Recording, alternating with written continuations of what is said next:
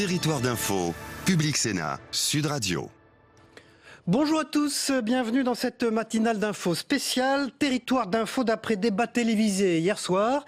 Nous allons revoir les moments forts de cette soirée et décrypter ce que les 11 candidats ont dit hier soir tout au long de ce débat qui s'est terminé tard dans la nuit. Vous le savez pour certains. Ce matin d'ailleurs à mes côtés pour débriefer et commenter ce débat, ceux qui se sont couchés tard dans la nuit.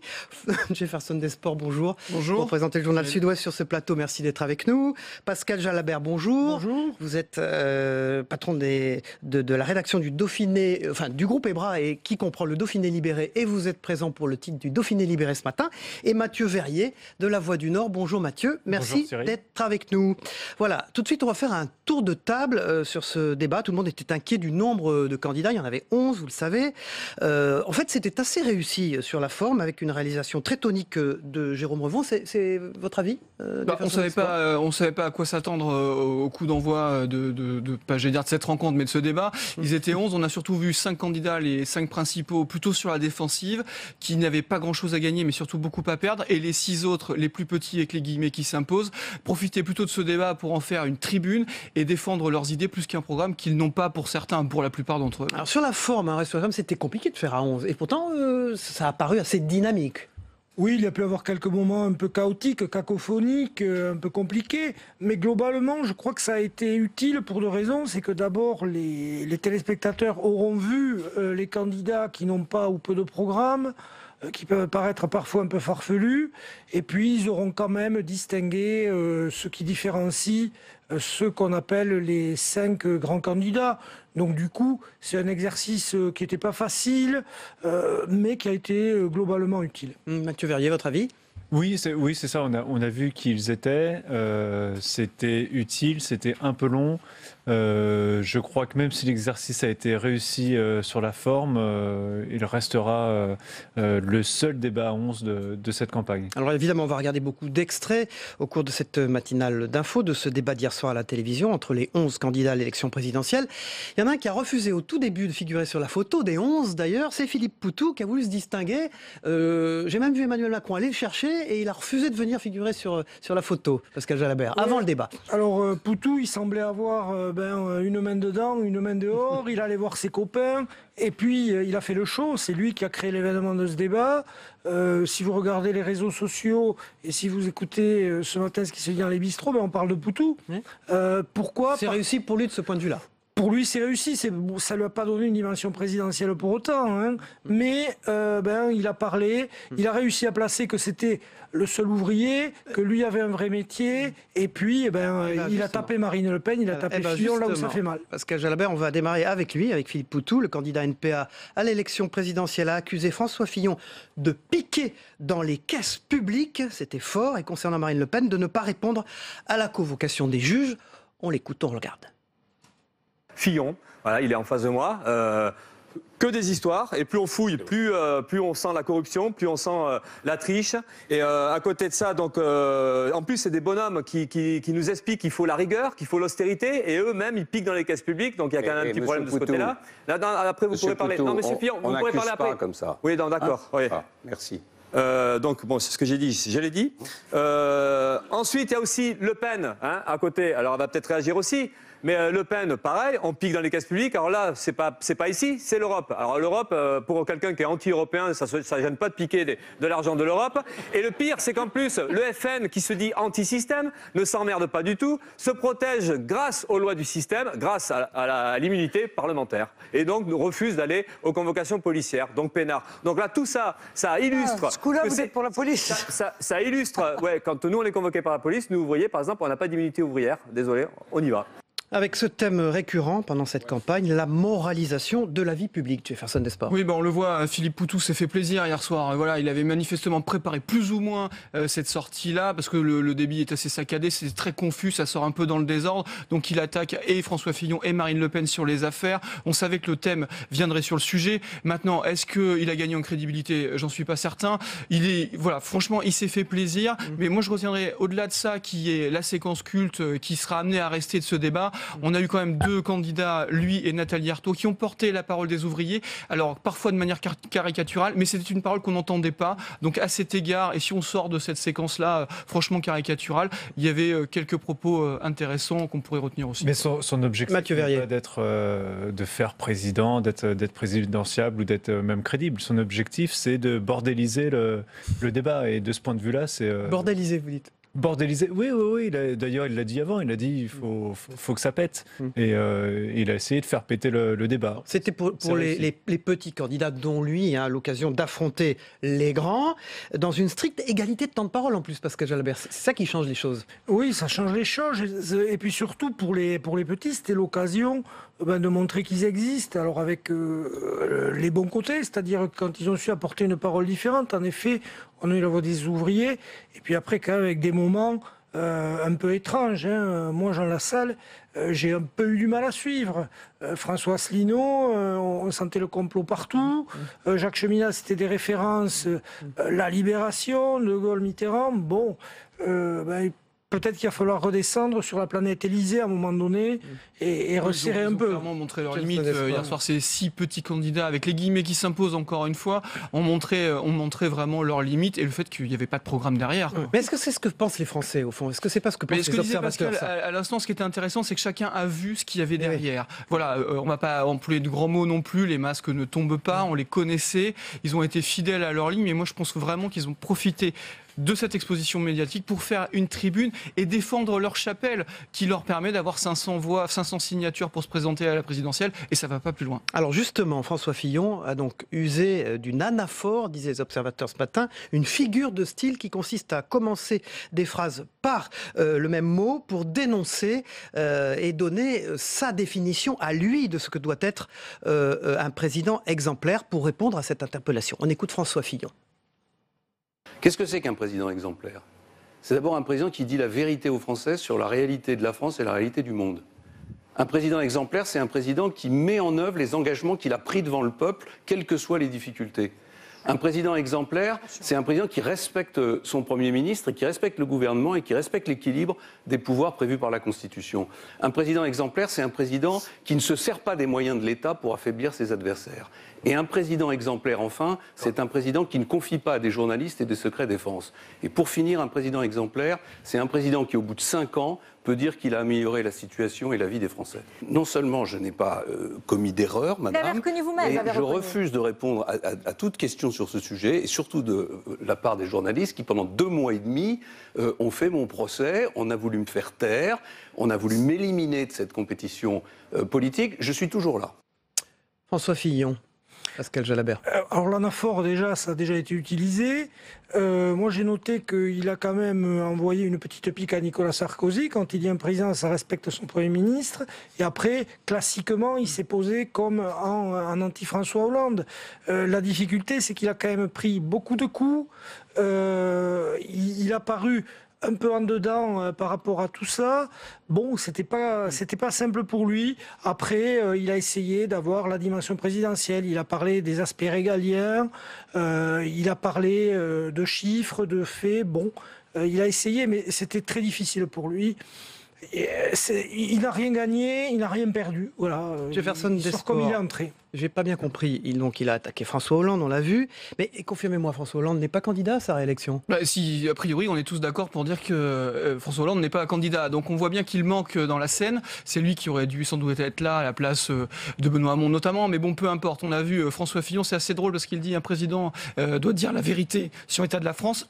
Pardon. Et son affiche de campagne initiale prenait justement le terme de vérité. Mais aujourd'hui, c'est la volonté. Donc voilà, on peut remarquer ça aussi. Il a été plutôt en retrait, encore une fois, par rapport au débat du 20 mars. Il n'a pas été convaincant. Il a bien vu qu'il n'aurait que des coups à prendre ce soir. Hier soir, il s'est donc plutôt fait oublier.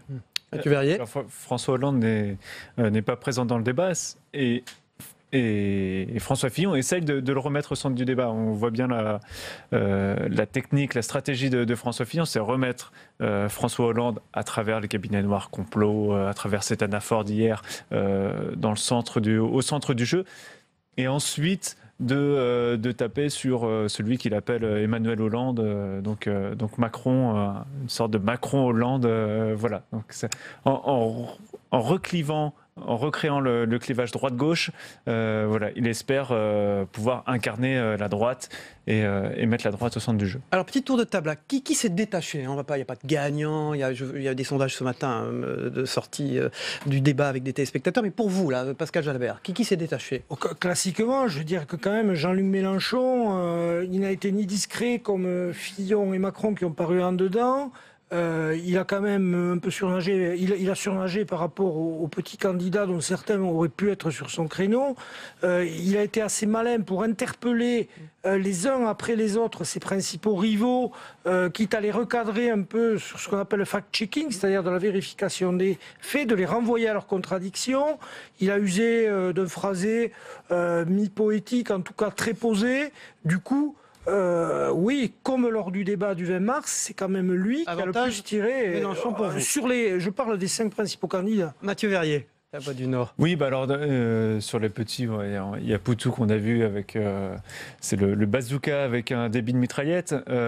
Nicolas Dupont-Aignan aussi s'en est pas mal sorti. Il s'est frayé un chemin entre Fillon et Le Pen. Et puis chez les gros, bien sûr, Mélenchon. Mélenchon, c'est le seul qui se tourne vers ses concurrents, qui anime un peu la discussion, qui répond. Vraiment. Il semble maîtriser l'espace. Hein, il maîtrise l'espace et donc la discussion, je pense. Jefferson Esport. Globalement, je pense que les 5 principaux candidats étaient en deçà du débat du 20 mars. Et dans ce climat en demi-teinte pour eux, je pense que Mélenchon surnage. Il est très à l'aise. On voit toute l'expérience de l'orateur, du tribun. Il n'en a pas rajouté. Lui aussi, c'est un peu mis en retrait, un peu moins offensif que la dernière fois parce que le débat à 11, c'est quand même assez compliqué. Je dirais que Benoît Hamon a été meilleur sans être forcément transcendant que lors du débat du 20 mars. Je trouve qu'il a repris un peu de poil de la bête sans pour autant exploser et dépasser Mélenchon, mais je trouve qu'il a fait une meilleure prestation, on peut le souligner. Il a été transcendant, ou presque transcendant, disons, sur les fonctionnaires face à Fillon. Il était minuit moins le quart. Ce qui est terrible pour Benoît Hamon, c'est que personne ne l'attaque. Et là, ça montre qu'il n'est plus une cible prioritaire et qu'il est limite de passer de grand en moyen. C'est terrible pour lui. On va revenir sur Benoît Hamon tout à l'heure, mais vous aviez l'air de dire tous les trois quand même que Jean-Luc Mélenchon s'en était très bien sorti. Alors à ce moment du débat, Marine Le Pen est interrogée sur sa réforme institutionnelle. Sa réponse ne laisse pas indifférent, justement, Jean-Luc Mélenchon. On va écouter cette passe d'armes entre Marine Le Pen et Jean-Luc Mélenchon sur la religion. Ce que l'on a retenu, c'est le « fichez-nous la paix avec la religion » de Jean-Luc Mélenchon à Marine Le Pen, qui défendait l'installation de crèches en mairie. On regarde ensemble. Je dis encore une fois que j'inscrirai dans la Constitution le droit de défendre notre patrimoine historique et culturel. Qu'est-ce que ça veut dire ? Ça veut dire, je viens de donner l'exemple, les crèches, ça veut dire que par exemple les crèches font partie de notre patrimoine historique et culturel et que donc sur la base de ce texte constitutionnel, eh bien nos maires pourront, malgré encore une fois l'interdiction que veut promulguer M. Barouin, dans le hall. Eh bien voilà, c'est bien. Alors vous voulez merci, mettre des symboles religieux dans les mairies, c'est ça votre truc ? Alors, ça n'est pas un symbole religieux. C'est la laïcité de Madame. Ça c'est la laïcité chez vous. Non, ce sont nos traditions, Monsieur Mélenchon. Je sais qu'elle vous dérange. Je sais même qu'elle vous horripile. Peut-être que j'ai une crèche chez moi. Sachez mais c'est chez moi, j'embête pas tout le monde avec. Les Français sont évidemment très attachés à leurs traditions, ils veulent les conserver. Et bien, grâce à cette révision constitutionnelle, mais non, madame, 60% des Français n'ont pas de religion. Fichez-nous la paix avec la religion. Nous ne sommes pas obligés de subir vos foucades, vos trouvailles, votre manière de nous imposer à tous une manière de vivre qui n'est pas la nôtre. Ça restera ça, Mathieu Verrier, fichez-nous la paix avec la religion. Ça restera, oui, alors moins que Poutou, c'est... On revient là sur une opposition classique entre front contre front. Voilà ce que Mélenchon sur le fond, avait, vous voulez dire. Sur le fond, voilà. Le Pen est vraiment sur son créneau sur les racines chrétiennes de la France. Mélenchon, fichez-nous la paix avec ses racines chrétiennes. C'est aussi un discours classique de Mélenchon et de la gauche. On retrouve voilà le front contre front qu'on avait déjà en 2012. Une vraie question sur la laïcité, Jefferson. Oui, c'était forcément attendu et dans le débat, cette opposition, Mathieu l'a dit, entre Jean-Luc Mélenchon et Marine Le Pen était complètement classique. On revient sur l'histoire des crèches. Ça aurait pu être les repas dans les cantines, ça aurait pu être la question du voile, etc. Bon, globalement, sur les 5 principaux candidats, il n'y a pas eu de nouvelles propositions hier soir. Ils ont déjà tout dit, on les a beaucoup entendus, et tous les regards se sont plutôt tournés vers les petits qu'on connaissait moins. Donc voilà, sur le fond et les propositions et les annonces, il n'y a pas eu grand-chose. On pourrait retenir la proposition de Nicolas Dupont-Aignan d'imposer aux élus d'avoir un casier judiciaire vierge. C'est une proposition qui a fait presque consensus. On en parlera tout à l'heure. C'est au fond une manière de vivre qui n'est pas la même. Oui, je crois aussi que Marine Le Pen, elle avait quand même besoin de parler à une frange de son électorat qui est la plus traditionnelle et la plus classique. Elle s'est un peu fait rappeler... Ce qu'on appelle les fondamentaux, c'est ça? Oui, voilà, les fondamentaux. Elle s'est un peu fait rappeler à l'ordre par sa nièce, que ce soit sur les questions de société avec l'IVG, sur les régimes spéciaux. Donc il fallait quand même, à mon avis, qu'elle montre à cette frange d'électorat Front National un peu classique du Sud-Est que elle était toujours là avec les racines chrétiennes, avec les fondamentaux du Front National. Donc c'est pas étonnant qu'elle ait sorti cet exemple. Et là où Jean-Luc Mélenchon a plutôt bien joué par rapport à ses électeurs, c'est que la laïcité, c'est quand même la gauche. La loi de 1905, c'est la gauche. Et là, il a pris le créneau. Ni Macron ni Hamon n'ont su le prendre à ce moment-là. Donc lui, il y est allé. Jefferson des Sports. Oui, Macron avait déjà eu, alors je ne sais plus à quel moment on est dans le débat, mais avait déjà eu maille à partir avec Marine Le Pen. Donc je pense qu'il avait eu son quota et au niveau du temps de parole, il pouvait peut-être pas forcément repartir là-dessus. Mais là, vous avez raison de souligner qu'il y a une fracture au sein du Front National entre Marion Maréchal Le Pen et Marine Le Pen. On l'a vu hier sur notre plateau. Marine Le Pen était notre invitée. Elle a répondu encore une fois à sa nièce. Encore une fois, exactement. Donc il y a la question de l'IVG qui les fracture, les régimes spéciaux. Il y a vraiment 2 lignes qui sont en train de s'affronter au sein du Front National. La candidate, c'est bien Marine Le Pen, mais derrière, il y a quelqu'un qui pousse. Et il y a surtout les législatives derrière. Exactement. Après, il y a aussi cette dimension-là. Alors, on verra. Attendons quand même les résultats du premier tour pour voir ce qui se passe réellement. Si elle fait un score assez haut, Marine Le Pen, il ne risque pas grand-chose dans le parti. Si elle est en tête. Non, mais au Front National, il y a toujours quand même ces fractures. Et puis, on voit bien qu'au bout d'un moment, l'un chasse l'autre. Marine Le Pen a évincé son père. Et puis, on voit bien que derrière, on aimerait bien... il y avait 2 lignes de front présentes derrière elle. Je ne sais pas si vous avez remarqué. Il y avait Gilbert Collard qui était... Gilbert Collard d'un côté et Florian Philippot côte à côte. Écoutez, peut-être qu'il y a des... ça se pacifie. Parce qu'ils ne s'aiment pas beaucoup, il faut le dire aux téléspectateurs. Et ils s'affrontent beaucoup. Mathieu Verrier. Oui, Jean-Luc Mélenchon aussi, quand il lui dit « fichez-nous la paix », il répond aussi à un sentiment qui est largement partagé à gauche, qui est, il y en a un peu marre, on parle de religion 24 heures sur 24, on en a un peu assez. Donc voilà, là aussi, il est sur du classique, et du classique qui marche plutôt en ce moment. D'un côté comme de l'autre. Oui, juste un mot, vous disiez sur Philippot et Collard qui étaient juste derrière, c'était le meilleur endroit pour être perçu dans le champ. Absolument. Il ne pouvait pas être 2 rangs plus loin, sinon on ne les voyait pas. Gilbert Collard est arrivé très tôt. Oui, il paraît qu'il est resté sur sa chaise, il voulait vraiment qu'on le voie. Donc tous ceux qui sont juste derrière les candidats sont placés stratégiquement, avaient très envie aussi de prendre la lumière. Alors pendant ce débat, il y a eu un échange vif sur l'Europe, qui était donc au cœur de tout ça. Dispute d'ailleurs entre Jean-Luc Mélenchon et Benoît Hamon sur l'Europe, le plan B, la sortie de l'euro, la sortie de l'Union européenne. On regarde cet échange entre eux. Que se passe-t-il si nous sortons de l'Europe ? Que se passe-t-il pour les agriculteurs? Que se passe-t-il pour l'inflation? Que se passe-t-il pour le pays? Parce que moi, je veux bien que tout le monde ait un schéma en tête disant je vais montrer les muscles et puis si ça bouge pas, on sortira peut-être. Mais que se passe-t-il derrière? Parce que plan A, plan B, c'est très intéressant. Mais c'est quoi le plan C? En tout cas, le plan pour les Français derrière en matière d'inflation, en matière d'emploi, en matière de dette. Moi, en tout cas, je préfère avoir aujourd'hui la remise en cause de l'austérité parce qu'elle est en train de disloquer l'Europe, mais construire l'Europe et continuer à parier sur la coopération, parce que demain, pas d'Europe, c'est la compétition à tout va. Vous oubliez la question centrale qui est la puissance de la France. Nous représentons 18% de l'économie européenne. Nous ne sommes pas dans la même situation que M. Tsipras, qui n'en représentait que 2%. Jamais personne n'a dit à Mme Merkel, nous ne sommes pas d'accord, est-ce que vous proposez? Cette femme a toujours été cohérente. Ceux qui ne l'ont pas été, c'est M. Sarkozy et M. Hollande, qui ont tout envoyé balader et lui ont dit où est-ce qu'on signe. Par conséquent, l'attitude raisonnable consiste à faire une proposition alternative. Si vous connaissez autre chose que la démocratie pour régler un problème, n'hésitez pas à nous le dire. Donc il n'existe pas d'autre chemin que celui que je vous indique, Benoît Hamon. Il ne faut pas ironiser. Plan A, plan B. Pascal Jalabert, avec l'Europe, au fond, emblématique de la situation de la gauche. Entre Jean-Luc Mélenchon et Benoît Hamon, il y a beaucoup de convergences, mais la divergence, c'est précisément l'Europe. Donc il était normal qu'à un moment donné, ces deux candidats-là s'affrontent sur ce thème. Après, c'est vrai que l'Europe, elle révèle aujourd'hui, enfin c'est pas nouveau, hein, c'est depuis 1992, le vrai clivage politique.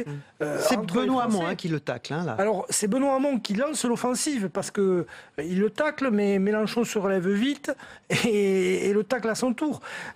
Mélenchon lui rappelle que quelque part, on a voté non à la Constitution et que derrière, le Parti socialiste et la droite de l'époque ont fait le traité de Lisbonne pour réintroduire le traité constitutionnel. Donc, Ce n'est pas moi qui ai voté Maastricht, c'est vous, a répondu Benoît Hamon. Oui, à l'époque, c'est vrai que Jean Mélenchon était à gauche. Je ne suis pas sûr que Benoît Hamon ait voté non à Maastricht. Non, mais après, sur cette question de l'Europe, évidemment, elle crée des clivages, y compris à gauche, mais aussi à droite. Mélenchon veut sortir des traités européens, il veut les réécrire. Ça fait partie de son argumentaire. C'est un sujet important parce qu'on le retrouve aussi chez Marine Le Pen, qui veut aller plus loin et sortir carrément de l'euro. Et elle vous le dit tranquillement, nous on l'a reçu pour faire un face au lecteur, face à Sud. Elle dit, vous prenez des billets en euros et vous les frappez en francs. Bon, vous voyez, il y a quand même une vraie limite. Et quand Benoît Hamon dit concrètement jusqu'où on va et comment ça se passe, on voit bien qu'il y a quand même des implications très concrètes dans la vie quotidienne des Français, mais dans les autres pays de l'Union européenne. En sortir, c'est pas aussi simple. On voit que pour l'Angleterre, enfin pour la Grande-Bretagne, il faut 2 ans de négociations et on ne sait pas où on va. Est-ce que c'est pas une bombe à neutrons pour la gauche, ça?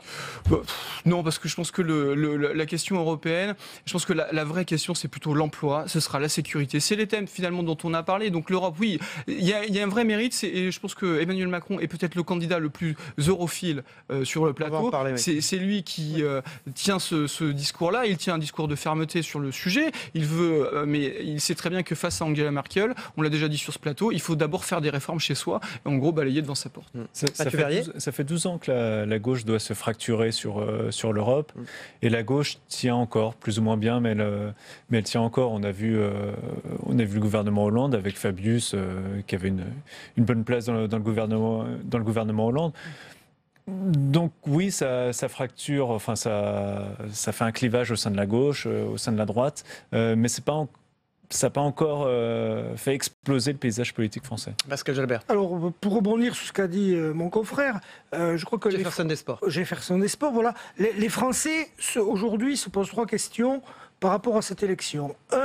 1, comment je vais retrouver un emploi ou comment mes enfants vont trouver un emploi. 2, comment, pour les plus modestes et pour les classes moyennes, mon pouvoir d'achat va résister. Et 3, comment je vais être protégé.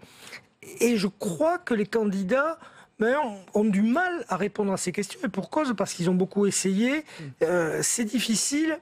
Certains proposent des solutions dont on voit bien qu'elles ne sont pas forcément applicables. Du coup, on se demande sur quoi l'électeur va fonder son choix, puisqu'il n'y a pas de réponse précise, ce qui fait qu'on a 3 thèmes prédominants et on voit mal quel candidat est capable d'apporter quelque chose de nouveau. D'ailleurs, hier soir, pas de proposition concrète. Non, parce qu'elles avaient déjà été formulées, mais sur l'emploi, en tout cas, à gauche, il y a un vrai clivage entre Benoît Hamon et par exemple Emmanuel Macron, entre le revenu universel, le partage du temps de travail poussé jusqu'aux 32 heures, et voilà, et cette notion de partager le travail parce qu'il va se raréfier, et Emmanuel Macron qui propose, lui, une baisse de charge, de poursuivre, d'aller plus loin que le CICE notamment.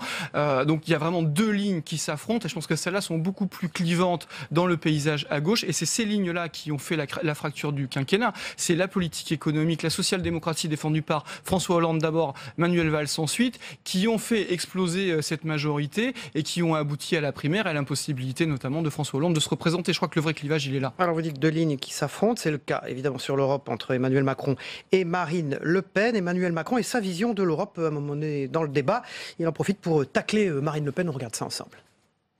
Je ne veux pas laisser s'installer une espèce de faux débat. Très brièvement. Celles et ceux qui protègent les Français en disant en effet on sort de l'Europe et les autres qui seraient pour le laisser aller. Non, l'Europe, elle permet de protéger. Ce que vous proposez, Madame Le Pen, c'est en effet de la baisse de pouvoir d'achat pour les Français. Parce qu'avec la sortie de l'euro, pour les épargnants, pour les travailleurs, ce sera une baisse du pouvoir d'achat. Ce que vous proposez, c'est la guerre économique. Ce que vous proposez, c'est le nationalisme. Moi, je viens d'une région où les conflits entre justement les pays d'Europe et Jean Lassalle l'a très bien rappelé, il faut savoir d'où on vient et où cette séparation nous ramènera. Le nationalisme, c'est la guerre. Moi, je viens d'une région qui est pleine de ces cimetières, si vous voulez. Et je ne veux pas retourner de ce côté-là. Un dernier mot, François. Madame Le Pen, vous ressortez, pardon de vous le dire, mais les mensonges qu'on entend depuis 40 ans et qu'on entendait dans la bouche de votre père. Voilà, Pascal Jalbert me disait hors antenne que c'était sa meilleure prestation de l'ensemble de la soirée. C'est votre avis ? Oui, tout à fait. Emmanuel Macron, bien sûr. Emmanuel Macron, oui, tout à fait. Alors on s'attendait à ce qu'il soit un peu la cible numéro 1 en tant que favori. Finalement, avec toutes les questions de moralisation, les attaques ont été plutôt bien partagées avec Marine Le Pen et François Fillon. Donc du coup, il a pu esquiver quelques attaques. Il a aussi répondu, notamment là, il a été à l'attaque contre Marine Le Pen. C'est effectivement une de ses grandes forces. Pascal Jalabert, le nationalisme, c'est la guerre. Oui, mais il ne s'est pas laissé monter là-dessus. Surtout, je trouve qu'il a assumé sa position européenne. Voilà, il a assumé, il a renvoyé Marine Le Pen au risque économique. Or, on sait que la sortie de l'euro, c'est quand même ce qui inquiète le plus les Français, notamment l'électorat âgé. Donc, du coup, sur cette séquence, il a été plutôt pugnace et plutôt bien positionné dans son couloir. Il est un peu seul d'ailleurs, il a assumé un peu seul cette position européenne. On n'a pas beaucoup entendu. C'est votre avis ? Oui, en plus il a ramené ça à la question du pouvoir d'achat et à l'épargne. C'est la vraie question de la sortie de l'euro si jamais on change de monnaie. Voilà, que va devenir l'épargne des Français ? Quel sera vraiment leur pouvoir d'achat ? Emmanuel Macron estime et affirme que ce sera une baisse de pouvoir d'achat pour tout le monde. Marine Le Pen n'est pas sur ce créneau-là. Il y a une vraie différence, mais je pense que la réponse a été plutôt pertinente et il avait connu un début d'émission assez hésitant, il était assez brouillant. Moi, je l'ai trouvé moins bon que lors du débat du 20 mars. Là, il s'est un peu repris. Mais c'est une séquence qu'il maîtrise parfaitement parce que c'est le fond de sa campagne. C'est vraiment son créneau là. Qu'est-ce qu'il peut faire pour continuer d'être dans la dynamique, Emmanuel Macron, Pascal Jalabert ? Il ne bouge plus, il est en haut, il ne baisse pas beaucoup ou très peu. Donc le risque, à la limite, c'est de ne pas prendre de risque. C'est-à-dire de faire un peu comme Alain Juppé à la primaire, de rester sur la crête des sondages et de dire bon, je vais me garder sur ma gauche, sur ma droite, essayer de prendre la hauteur. Donc de temps en temps, il faut qu'il descende dans l'arène comme il a fait là. Je pense qu'il aurait dû le faire peut-être un peu plus souvent. Il va falloir quand même maintenant que dans ces meetings, beaucoup de gens partent avant la fin. On a observé ça à Rennes, à Strasbourg. Donc attention, il faut qu'il arrive pour lui à maintenir un peu son auditoire. La chance qu'il a, c'est que Benoît Hamon s'effondre et que des gens qui sont positionnés aujourd'hui sur Macron vont pas partir sur Mélenchon. Donc du coup, je crois que maintenant, il a un socle qui, quand même, se solidifie. Avec la suite de la campagne, ou probablement c'était hier soir, d'ailleurs, le dernier débat télévisé, puisque celui de France 2 semble compromis. On ne voit pas trop comment les 5 principaux candidats accepteraient une nouvelle fois cet exercice à 11. Trop de risques, c'est ça pour Trop de risques, rien à gagner, surtout. Alors, l'exercice est louable sur le point de vue démocratique, mais cette fois, il a été fait. Et pour eux, plus on se rapproche de la dernière ligne droite, plus les moindres faux pas vont coûter cher. Et des faux pas dans une émission de ce style-là, avec une forte audience, on peut le supposer, ça coûtera beaucoup plus cher. Donc, c'est pas dit qu'il y a un nouveau débat. Je ne vais pas dire du mal de nos confrères, mais c'est là qu'on voit qu'ils ne connaissent pas la province, qu'ils ne connaissent pas l'histoire de la présidentielle. Heureusement, la presse quotidienne régionale est là. Mathieu Verrier. Attendez, le jeudi précédant l'élection, c'est le moment du dernier meeting. François Mitterrand et son dernier meeting. C'est là qu'on voit ses partisans, qu'on voit le peuple français et aller les priver de ça. Aller les priver, c'est pas honnêtement, bon. Mathieu Verrier. Nous, qu'est-ce qu'on aura à gagner en tant qu'électeur d'un nouveau débat à 11 ? Maintenant, on a bien posé qui étaient les candidats. Je crois que ça n'apporterait pas grand-chose d'avoir encore 4 heures de débat à 11. Jefferson Desports, Sud-Ouest. Alors, oui, qu'est-ce que vous voulez ? Je croyais que vous alliez annoncer. Commentiez la une de Sud-Ouest. Oui, on voit votre une. Les candidats ont passé leur grand oral. Voilà, écoutez, avec les contraintes techniques qui s'imposent, vous le savez, ce débat s'est terminé à minuit passé. Nous, on a des délais de bouclage beaucoup plus tôt, donc il faut un peu anticiper tout ça. Donc, la Voix du Nord, Mathieu Verrier. La Voix du Nord, un peu sur le même thème, mais en faisant un petit focus 11 à la chasse aux indécis. Sur les indécis, voilà. Pascal Jalabert, le Dauphiné libéré. On fait la tournée de la presse quotidienne régionale. Alors la une, voilà, donc 11 visions du pays. Pareil, les contraintes techniques. Il faut savoir que là, vous avez quand même 3 journalistes qui ont fait 4 versions de leur article dans la soirée. Il faut que nos lecteurs vivent la presse quotidienne régionale. Merci Pascal Jalabert. Merci Mathieu Verrier de la Voix du Nord et merci Jefferson Desports de Sud-Ouest. On passe à la météo des territoires avec les départements français d'outre-mer. On regarde le temps qu'il fait. La météo vous est présentée par Terroléo Pro, avec le concours de l'Assemblée des départements de France.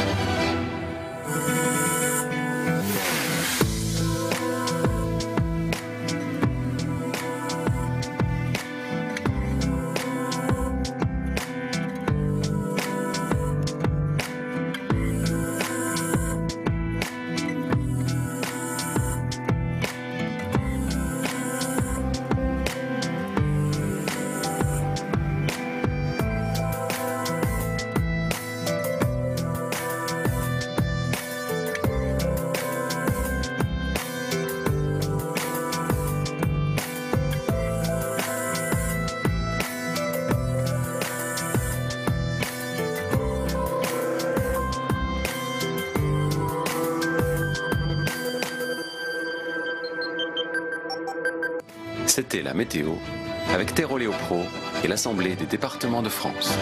Voilà, dans quelques minutes, c'est Cécile Duflot, la députée de Paris écologiste, soutien de Benoît Hamon, qui sera notre invité politique. On passe au zapping, le premier zap Élysée de Christophe Combarieux de la matinée.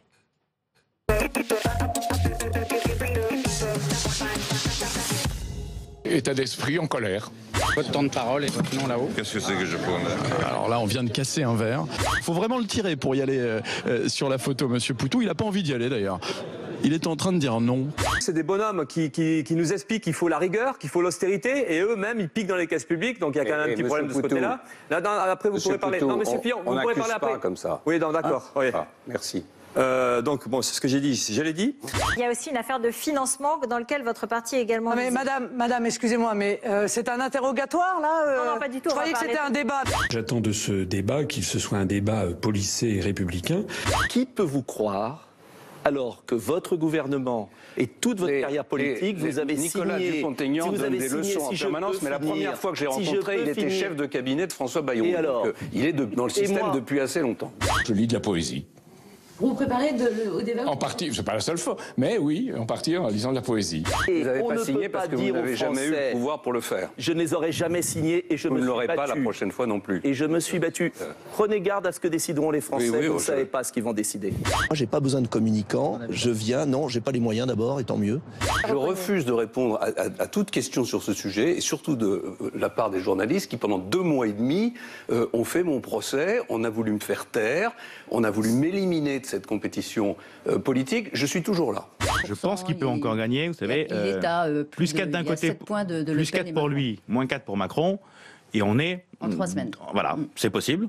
J'ai jamais été ministre des Finances ni Premier ministre. Ah bon, alors vous n'étiez pas solidaire de votre gouvernement, c'est extravagant. Et j'ai été à ce moment-là, je n'étais pas ministre dans la période que vous indiquez. Ah bon, non, c'est jamais vous. Il est pour la courtoisie et la bienveillance en politique. Si jamais il y a des attaques, je peux vous assurer qu'Emmanuel Macron saura répondre aux attaques. Moi, c'est pas du bavardage, Madame Le Pen, qui consiste à énumérer toutes les clientèles et à expliquer comment on va raser gratis. Comment on va justement leur dire qu'on distribue l'argent public qu'on n'a pas. Le patron de cette chaîne est un soutien de M. Macron. Voilà, c'est tout. Et que ça se ressent dans BFM, ça se ressent aussi dans les autres titres dont il est propriétaire, M. Drahi. J'aimerais d'ailleurs que M. Macron nous dise ce qu'il en pense. Je suis d'accord avec vous sur ce dernier point. Ah, vous êtes toujours d'accord avec tout le monde? Non, ça n'est pas vrai. Ça, M. Poutou. Nathalie Arthaud. Voilà, vous voulez... Quel enthousiasme. Est-ce qu'il va falloir bientôt ranger Benoît Hamon chez les petits candidats? Il plafonne à 10%. Non, vous êtes un petit peu discourtois. J'ai un désaccord avec vous, Jean-Luc Mélenchon.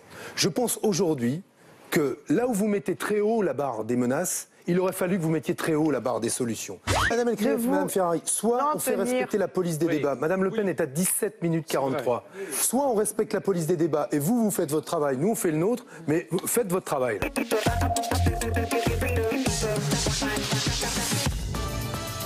Territoire d'info, Public Sénat, Sud Radio. Voilà, et l'invité de Public Sénat de Sud Radio avec la presse quotidienne régionale ce matin, c'est Cécile Duflot. Bonjour Cécile Duflot, après une nuit courte. Députée de Paris écologiste, soutien de Benoît Hamon. Pour vous interroger à mes côtés ce matin, eh bien Véronique Jacquier de Sud Radio. Bonjour. Et Oriane Mancini de Public Sénat. Bonjour. Nous sommes très féminins aujourd'hui. Voilà, le débat hier soir à la télévision, l'élection présidentielle. Qu'avez-vous pensé du débat? Est-ce qu'à 11, ça roulait au fond pour vous? Je pense que c'était nécessaire qu'il ait lieu. D'ailleurs, c'est assez étonnant, parce il se trouve que je fais campagne, comme beaucoup d'hommes et de femmes politiques en ce moment, et ce que j'avais entendu sur le débat à 5, c'est beaucoup de critiques sur le fait que soit il y a 11 candidats, et ils sont tous candidats, ils ont le droit de participer au débat, mais de sélectionner quelques-uns, ça mettait beaucoup de monde mal à l'aise. Et donc je trouve que c'est normal, ça s'appelle la démocratie, soit on change. Mais même sur la forme, ça marchait bien. Hein, il y a eu de vrais échanges, on vient de le voir d'ailleurs dans votre résumé, il y a eu de vrais débats.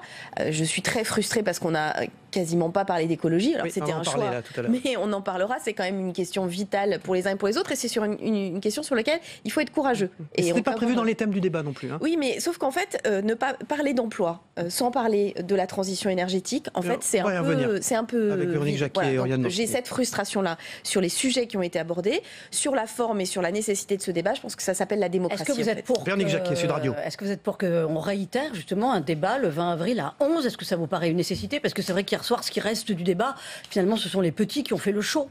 Oui, mais enfin, les petits, ils ont les 500 signatures. Enfin, je suis pas sujette d'être soutien d'aucun d'entre eux ou d'aucune d'entre eux. Je soutiens Benoît Hamon et je pense que c'est le meilleur candidat pour cette élection présidentielle.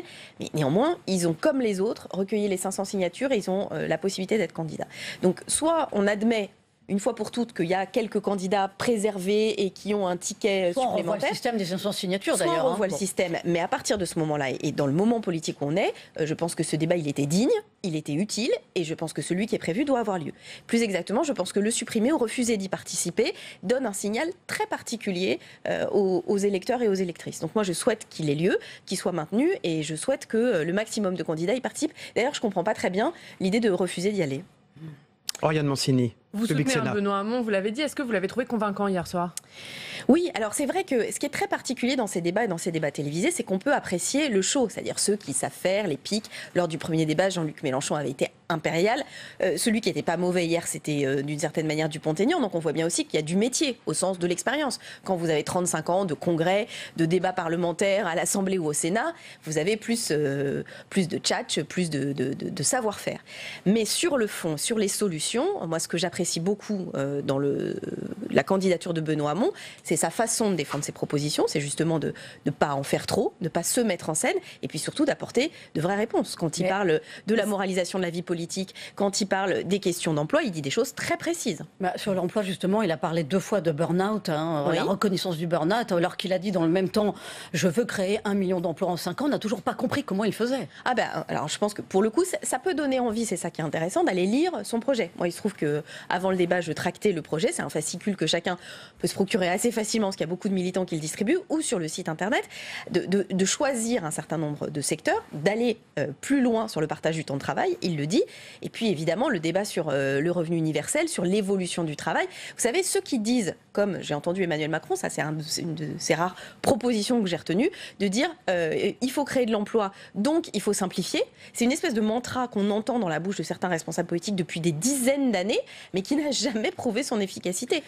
Mais est-ce qu'il n'était pas un ton au-dessus quand même, Benoît Hamon ? Parce que dans les sondages d'après-débat, il arrive quand même systématiquement en 5e position. C'est Mélenchon qui a capitalisé à 20% en moyenne. Lui, il est entre 7 et 9.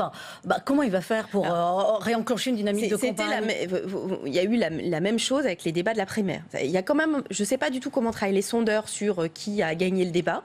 Mais pour moi, il y a un petit mystère parce que ce soit les primaires de la droite ou celles de la gauche, du Parti socialiste, à chaque fois, ça s'est planté à la fois sur l'appréciation pendant le débat et sur le résultat des votes. Pas sur l'après-débat. François Fillon et Benoît Hamon ressortaient vainqueurs des débats de la primaire. Je ne crois pas. C'était Alain Juppé qui ressortait vainqueur des débats de la primaire de la droite. Ça, sur la gauche, je ne peux pas vous certifier, mais sur la droite, je m'en souviens. Est-ce que c'était une stratégie chez Benoît Hamon hier soir de ne pas attaquer Emmanuel Macron ou si peu ? Oui, mais moi je pense que, en fait, le problème d'attaquer Emmanuel Macron, c'est comme il fait le galet, c'est-à-dire qu'il n'y a rien qui dépasse. Il propose rien. Il est d'accord avec tout le monde, d'ailleurs ça a été dit. Et puis il fait des phrases avec lesquelles, quand il dit il faut que la France soit au cœur de l'Europe, ce genre de phrase, vous avez du mal à être en désaccord, donc ça apparaît comme un peu agressif. Donc moi je pense qu'il a eu raison, Benoît, de dire ses propositions, de dire très concrètement. Votre candidat, Benoît Hamon, il ne l'a pas attaqué non plus, Emmanuel Macron. Il a attaqué Marine Le Pen, François Fillon, même Jean-Luc Mélenchon, mais pas Emmanuel Macron. Oui, mais je pense que ça c'est non, il n'a pas attaqué Jean-Luc Mélenchon. Il y a eu un échange vif sur l'Europe, sur la question de l'Europe notamment. Je vais vous dire, on a beaucoup de points communs avec Jean-Luc Mélenchon sur la question de la transition écologique, et je le dis de longue date, il a fait des pas, mais sur les questions internationales et sur la question européenne, il y a quand même quelque chose qui marque une différence d'approche. D'ailleurs, hier soir, il n'a pas dit grand-chose sur ces questions européennes. Il est plutôt, on voit bien, il est dans une position où il se dit, les choses vont plutôt bien pour moi, hop, je dis plus rien. Sur Emmanuel Macron, il a beaucoup joué il joue un double jeu où il explique qu'il est la modernité, qu'il n'a pas de responsabilité. Juste avant qu'on se parle, je l'entendais dire, je n'étais pas au gouvernement, il était secrétaire général adjoint de l'Élysée. On est ici à Public Sénat. Vous savez très bien les répartitions institutionnelles. J'ai été dans le gouvernement quand il était à l'Élysée. Il n'était pas dans l'exécutif, c'est ça qui voulait dire. Oui, mais c'est là où ça se décide aussi. Moi, j'ai connu Emmanuel Macron pour une raison très simple, c'est que j'ai essayé de comprendre, j'étais pas ministre de l'écologie, mais je voyais bien que ça bloquait sur un certain nombre de sujets. Et j'ai essayé de comprendre où ça bloquait, puisque c'était visiblement pas la ministre de l'époque. Et ça bloquait à l'Élysée, et ça bloquait vous dites c'est dans le bureau d'Emmanuel Macron. À cause d'Emmanuel Macron. Bien sûr, mais un secrétaire général de l'Élysée, ça a un poids décisif. Alors, il y a souvent des rapports de force qui seraient avec les ministres, mais sur ces questions, voilà. Donc, en même temps, comme il a réussi, s'effrite à l'épreuve de débat comme ça ? Comme il a réussi ce que j'appelle moi une opération marketing, et d'une certaine manière, moi ça ne me gênerait pas de pouvoir être d'accord avec Emmanuel Macron ou en désaccord. Simplement, en fait, on ne peut pas l'être, puisque je vous dis, c'est un galet. C'est un galet qui fait en sorte que tout le monde soit content de ce qu'il dit. Dans ce cas-là, pourquoi Benoît Hamon ne l'a pas pu s'attaquer hier, et pourquoi on l'a entendu ces derniers jours, notamment avant-hier aux 20h de France 2, dire « Emmanuel Macron n'est pas mon adversaire ». Est-ce qu'Emmanuel Macron est votre adversaire ? Il n'est pas mon adversaire, au sens où, quand je vous dis, sur certains sujets, je ne comprends pas très bien ce qu'il dit. Quand il va au WWF en disant que la biodiversité est importante, et ensuite qui va devant les chasseurs et qui dit le contraire, c'est le même personnage physique, mais c'est pas la même position politique. Et c'est la même chose sur beaucoup de sujets. Donc effectivement, c'est très compliqué de pouvoir avoir un avis politique sur Emmanuel Macron. En même temps, je suis dans l'obligation de reconnaître que l'opération de communication a parfaitement réussi jusqu'à Sur Jean-Luc Mélenchon, quand vous voyez cette dynamique, aussi bien hier soir dans le débat qu'en règle générale dans sa campagne, est-ce que vous regrettez pas quand même qu'il n'y ait pas eu cette alliance Jadot, Mélenchon, Hamon ? Est-ce qu'il n'est pas trop tard ? Est-ce qu'Hamon ne devrait pas faire un geste pour dire « Allez, j'arrête tout et je laisse Jean-Luc Mélenchon prendre les manettes ». On est à quelques jours maintenant presque du premier tour de l'élection présidentielle, donc il faut arrêter ce jeu de taquin. En même temps, on voit bien qu'il y a un certain nombre de différences et qu'il y a beaucoup de points d'accord. Et moi, finalement, je trouve ça positif. Je vais vous dire, le grand événement de cette campagne présidentielle, on ne le voit pas parce qu'on a le nez dessus, c'est que les deux grands candidats de gauche, Benoît Hamon et Jean-Luc Mélenchon, ont au cœur de leur projet l'écologie. Finalement, c'est la première fois qu'il n'y a pas de candidat estampillé du parti traditionnellement écologiste et que l'écologie est au cœur de la campagne. Mais justement, Cécile Duffiot, députée de Paris, écologiste, soutien de Benoît Hamon. Vous avez un accord avec Benoît Hamon pour les législatives. Les écologistes sont très représentés dans les investitures. En même temps, ça ne fait pas décoller la campagne de Benoît Hamon. Donc vous avez un problème. Alors là, je ne comprends pas très bien le lien que vous faites. Si, vous êtes très présents, vous êtes très nombreux, vous allez être, en tout cas dans les investitures. Et comment cet accord qui a été pris ne dope pas, au fond, la campagne Alors de là, Benoît je ne suis pas Hamon. d'accord avec Pourquoi vous. Je pense que... Elle ne décolle pas. Et vous disiez vous-même que ces sujets n'étaient pas au centre du jeu encore hier soir. Non, j'ai dit pas au centre du débat. On va essayer de pas tout mélanger. J'ai dit qu'ils n'étaient pas dans le débat d'hier soir. Je ne dis pas qu'ils ne sont pas au cœur de la campagne. Au contraire. Vous savez, on a les deux principaux... Mais ça ne dope pas Benoît Hamon. Pourquoi Quelle est votre analyse ? D'abord, je pense que on ne peut jamais comparer une situation existante à une situation qu'on ne connaît pas. C'est-à-dire que, imaginons qu'il n'y ait pas eu cet accord, que Yannick Jadot soit toujours candidat. Je ne sais pas dans quelle situation serait Benoît Hamon aujourd'hui, et vous non plus. Je crois qu'en revanche, ce qui est important, c'est de savoir quelles sont les propositions. La question qui a été posée aux écologistes, c'est à partir du moment où celui qui a remporté la primaire de la gauche l'a remporté sur le projet de longue date des écologistes. Je crois qu'on a quasiment presque plus de points de désaccord avec le projet qui était celui de Benoît Hamon. Il y avait un sens à faire les choses ensemble. Parce que le sujet, c'est pas justement l'étiquette, c'est de savoir quel est le projet qu'on porte. Et moi, je me retrouve complètement dans le projet qui est porté par Benoît Hamon, comme nombre d'écologistes, de militants d'Europe Écologie Les Verts qui font sa campagne. Mais est-ce que vous, écologistes, vous n'avez pas une responsabilité dans les difficultés actuelles de Benoît Hamon ? Est-ce qu'il n'a pas passé trop de temps à dealer un accord avec vous au détriment de son début de campagne et du coup une partie de son camp qui est partie chez Emmanuel Macron ? Alors ça, c'est pas une question qu'il faut poser à moi. D'abord, c'est très difficile de faire Oui, mais c'est très difficile de faire cette analyse-là aujourd'hui. Quand on dit ça, vous voyez bien que souvent ceux qui disent ça, c'est ceux qui étaient totalement opposés et à l'idée, à la campagne de Benoît Hamon qui l'a fait gagner la primaire, et au travail avec les écologistes. Donc il y a quand même un petit a priori derrière. Ensuite, est-ce que ça a pris trop de temps ? Là, pour le coup, je pourrais vous dire que oui. Moi, j'étais de ceux qui pensaient qu'il fallait aller, et c'était pas un secret, je l'ai dit publiquement très vite. En tout cas, on voit qu'il n'y a pas de plus-value électorale avec l'apport des voix écologiques dans la campagne de Benoît Hamon. Mais même hier soir, vous l'avez dit, il n'a pas mis l'écologie au cœur de son programme. Il aurait pu en dire un mot. Je dis les choses, vous ne pouvez pas dire ça. De dire il n'y a pas de plus-value, c'est le problème de la politique, c'est qu'on ne peut pas comparer. Je rappelle quand même que Benoît Hamon, dans les sondages avant la primaire, il était à 6%. Donc on voit bien quand même que, en tout cas la réalité aujourd'hui, c'est pas du tout qu'il y a un effondrement total du candidat socialiste tel qu'on l'annonçait avant la primaire.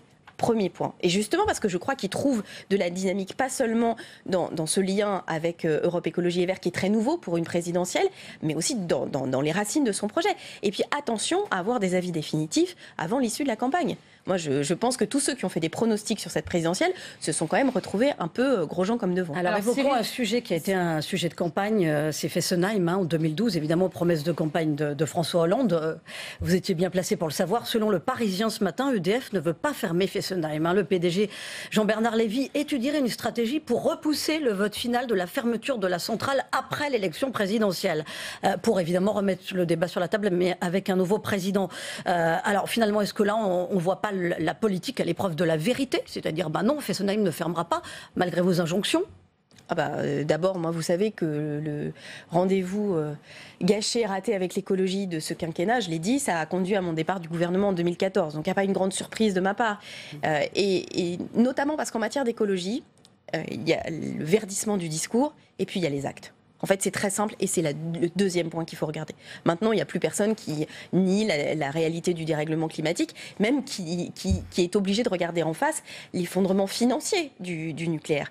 Mais ce qui serait dramatique, ce serait qu'on manque de courage pour ne pas faire ce pas qui va éviter à la France d'avoir son opérateur électrique historique en faillite. Vous dites manque de courage de la part de François Hollande, du gouvernement. Et qu'est-ce que vous dites à Jean-Bernard Lévy, le PDG d'EDF, ce matin?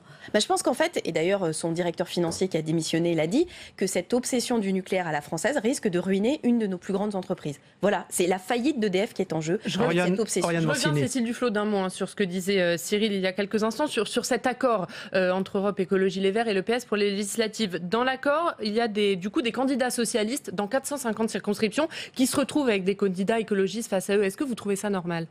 Alors, en fait, vous êtes très paradoxal parce que vous voyez bien que, en même temps, vous considérez que vous avez sous-entendu que ça servira à rien de faire un accord avec Europe Écologie Les Verts. Non, ça faisait pas.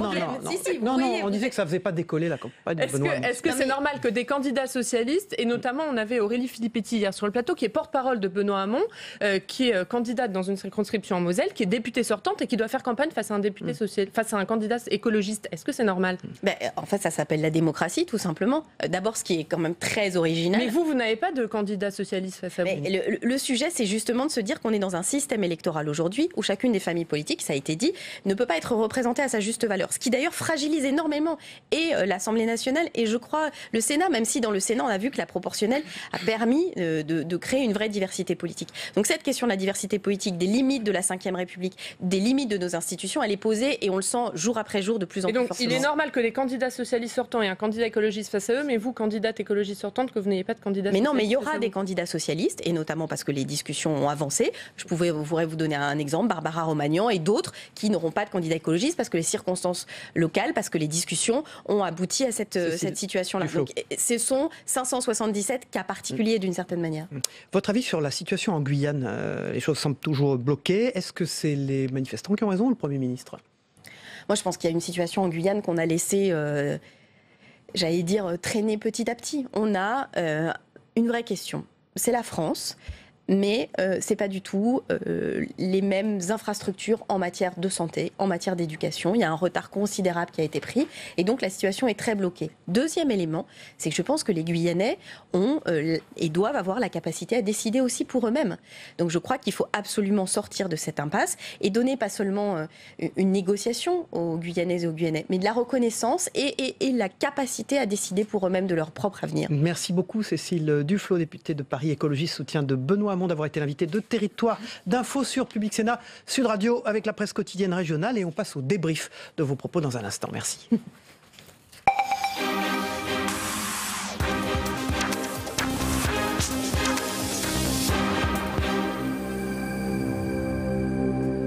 Voilà, Cécile Duflot quitte ce plateau et j'accueille Denis Jambard. Denis ce matin, bonjour Denis. Bonjour Cyril, bonjour Yves, bonjour à tous. Il faut de l'énergie ce matin parce qu'on s'est couché tard et levé tôt. Yves Tréhard, le directeur adjoint de la rédaction du Figaro, toujours frais. Toujours. Voilà. On démarre avec ce débat évidemment hier soir à la télévision. 11 candidats. Alors on avait dit, 11 c'est beaucoup, ça va être compliqué à gérer, etc. Au fond, Cécile Duflot nous le disait, ça lui a plu qu'il y ait 11 candidats. D'abord c'était un exercice démocratique et au fond ça n'a pas si mal marché même en termes de télévision, Denis Jambard. C'était assez dynamique. Oui, mais enfin, moi, j'ai trouvé que ça n'avait que très peu d'intérêt, que c'était un cirque. Un exercice démocratique, quand même. Oui, mais le mot démocratie, maintenant, on le met à toutes les sauces, quoi. Alors, bon, très bien. Exercice démocratique, si on veut, parce qu'il y a en effet tous les candidats. On aurait pu mettre en œuvre la démocratie autrement. On aurait pu mettre en œuvre la démocratie autrement pour permettre aux Français... Alors, j'ai entendu Yves, sa chronique, ce matin, il dit que tout est exposé. En effet, beaucoup de choses sont dites, mais au fond, qu'est-ce que c'est un projet présidentiel ? D'abord, c'est la vision d'un pays qu'on décline dans un projet qui se réalise dans des réformes dont on doit débattre. Ça, on ne voit pas. Est-ce qu'on a vu la vision des uns et des autres? Alors, on a vu qu'il y avait bien un clivage aujourd'hui entre la France fermée et la France ouverte. Voilà. Moi, c'est la seule chose que je retire de ce débat. Après, quelle est la vision des uns et des autres? Du coup, ça amène les candidats, surtout ce qu'on appelle les grands candidats, à avoir des postures. Alors, on joue le président, Fillon, Macron, on joue le pédago, genre Mélenchon, qui a perdu un peu de sa saveur d'ailleurs hier soir, à force d'être pédago. Et voilà, et après, on fait un numéro, Poutou, etc., assez classique. Voilà. Et donc, moi, je trouve qu'on a perdu notre temps du point de vue démocratique. Vous aimez, je ne sais pas si vous aimez le football, mais ça fait penser un peu à la Coupe de France. Vous savez, quand déjà le nombre. Vous avez 11 joueurs. 11, déjà le nombre. Joueurs, mais vous avez la deuxième et la première division, les divisions d'honneur. Alors vous avez les vous les classez dans quelle division, là? Vous êtes dur. Non, mais ce que je veux dire par là, c'est que c'est un match assez étonnant, un débat assez étonnant, et qui révèle... C'est un spectacle. Qui révèle aussi, quand même, le fait qu'on a une offre politique qui est plus que jamais éclatée. Avant, vous aviez les deux trotskistes, et puis des gens de droite et des gens de gauche. Aujourd'hui, c'est plus ça. Mélenchon, il parle à peu près comme Monsieur Asselineau ou Monsieur Dupont-Aignan. Pas Philippe Poutou, hein. Non, pas Philippe Poutou. Et pas Philippe Poutou, oui. Non, mais vous avez une offre politique qui est extrêmement éclatée, qui correspond à une période d'incertitude très forte de notre histoire, qui est que le monde est en train de changer, que tout est en train d'exploser. Et ce qui m'a frappé, je trouve, c'est qu'on est quand même très vieille France dans les réponses. On parle du terroir, d'accord. On parle, on parle de la lutte des classes. Mais c'est des préoccupations des gens, Yves Frère, c'est normal. Mais pas uniquement. Mais oui, mais c'est pas comme ça qu'on va y répondre. Parce qu'on y répond par des solutions du XXe siècle et avec énormément de démagogie. On ne pourra pas résister à l'évolution de l'histoire et on ne pourra pas faire en sorte que la France reste la France des années 60. Et donc, je trouve qu'il y a quand même une offre politique, un discours politique qui est extrêmement pauvre. Est-ce qu'hier, on a parlé de la révolution numérique qui est en train d'emporter à peine, même pas. Si, il y a monsieur Cheminade qui en a parlé pour dire qu'il y avait 100 milliards d'euros par an pour créer des emplois. Mais vous imaginez 100 milliards d'euros par an? Yves, mais il y a un discours qui est quand même faible. Denis Jambard. Non, mais je suis d'accord, mais c'est la marque, c'est une marque très française. Bien sûr, je sais. Les Français, le cours de l'histoire, ils pensent toujours qu'ils vont le changer. Et donc tous les présidents de la République viennent nous expliquer, y compris hier les petits candidats, comme on les a appelés, disons les candidats de témoignage, viennent nous expliquer qu'il faut changer le cours de l'histoire. C'est la tradition. On pense qu'on a toujours changé le cours de l'histoire. Donc, mais le problème, c'est qu'on ne nous raconte pas l'histoire moderne telle qu'elle est aujourd'hui. Dans quoi nous nous inscrivons? Qu'est-ce que nous pouvons réellement faire? Qu'est-ce que nous représentons? Regardez, vous avez eu une représentante de l'écologie, Madame Duflot. Je voudrais qu'on parle d'ailleurs de ce qu'elle a dit. Eh bien, ce qui est intéressant, la transition énergétique, est-ce qu'on en a parlé? Oui, elle s'est plainte d'ailleurs. Mais oui, on n'a quasiment pas parlé de ça. Pas parlé d'écologie. Qu'on soit contre. Moi, je fais partie de ceux qui pensent qu'il faut effectivement y réfléchir, investir là-dedans, et que ça peut être d'ailleurs un gisement de création d'emplois, c'est évident. Mais on n'en parle pas. Ou alors, ceux qui en parlent, ils en parlent comme ça, mais n'importe comment. Le paradoxe, c'est que Benoît Hamon est le plus en pointe sur ces sujets-là, l'écologie, Denis Jambard, assez en pointe en tout cas. Aussi, assez en pointe. Il a bénéficié du soutien de Cécile Duflot, qui était là sur ce plateau, donc Europe Écologie Les Verts, avec cet accord avec Yannick Jadot. Et au fond, ça ne fait pas décoller sa campagne. Donc c'est un paradoxe que dit Yves. C'est pas un paradoxe, parce que les écologistes, c'est pas un paradoxe, mais il faut quand même rappeler l'histoire politique française. Les représentants de l'écologie n'ont jamais réussi à faire une vraie percée dans les élections présidentielles. Le mieux, ça prouve d'ailleurs que moi, d'une certaine manière, j'ai envie de dire qu'il y a une victoire de l'écologie. C'est que l'écologie, il faut que ça infuse dans tous les partis. Alors aujourd'hui, on le voit bien, ça infuse plus chez, en effet, Benoît Hamon. Mais ça lui fait pas prendre de voix, c'est ça que je voulais dire par rapport à ce que disait Yves Tréhard. C'est que, pour revenir au calcul de Madame Duflot, Cécile Duflot, c'est 6% qu'il avait au départ, plus les 4 à 5% des Verts. Voilà, ça l'amène à ça. Mais ça a toujours été ça quand même, le parti écologique. Donc le combat écologique, et moi je partage l'avis de Yves sur la transition énergétique, c'est un vrai grand sujet sur lequel il faut travailler. On y travaille un peu quand même, on a commencé à prendre le chemin. Mais le parti écologique n'arrivera jamais comme ça au pouvoir. Il faut que l'écologie infuse dans tous les partis et que ça devienne un vrai sujet de politique générale. Malgré que l'accord qu'a ce parti, dont vient de parler Denis Jeanbart, avec Benoît Hamon pour les législatives, est un bon accord, avec beaucoup d'investitures.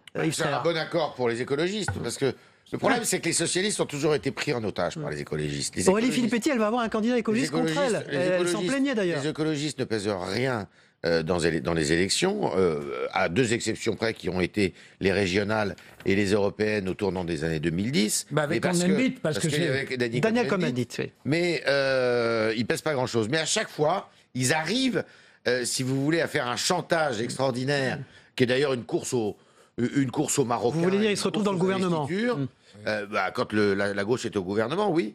Mais sinon, de la course aux investitures, et ils arrivent à piéger les socialistes qui sont extrêmement affaiblis depuis quelque temps, quand même, depuis très longtemps. Les socialistes ne peuvent pas à eux seuls représenter, si vous voulez, une force de gouvernement s'ils ne sont pas pluriels. Eh bien, là, les écologistes ont réussi ce qu'ils avaient réussi très bien, grâce d'ailleurs à Cécile Duflot, en 2011, juste avant l'élection de 2012, et qui avait été un accord signé par Martine Aubry, avec lequel s'était retrouvé prisonnier un très bon accord. Qu'il a payé très François Hollande, et qu'il a payé très cher. Denis Jeanbart. Oui, non, mais je partage complètement le raisonnement de Yves sur ce sujet. Bon, l'écologie, j'espère qu'on va l'intégrer de plus en plus dans le débat politique. L'infuser. Oui, mais il infuse. Aujourd'hui, il faut en effet que, disons, ce qu'on appelle les grands candidats aujourd'hui, mais il y en a 2 qui le font, mettent l'écologie à leur programme de manière visible et démontrent que ça peut être efficace économiquement. Denis Jeanbart de Nice Matin et Sud Radio. Merci Yves Tréhard, directeur adjoint de la rédaction du Figaro. On passe au zapping, le premier zapping politique des matinales qu'on regarde ensemble.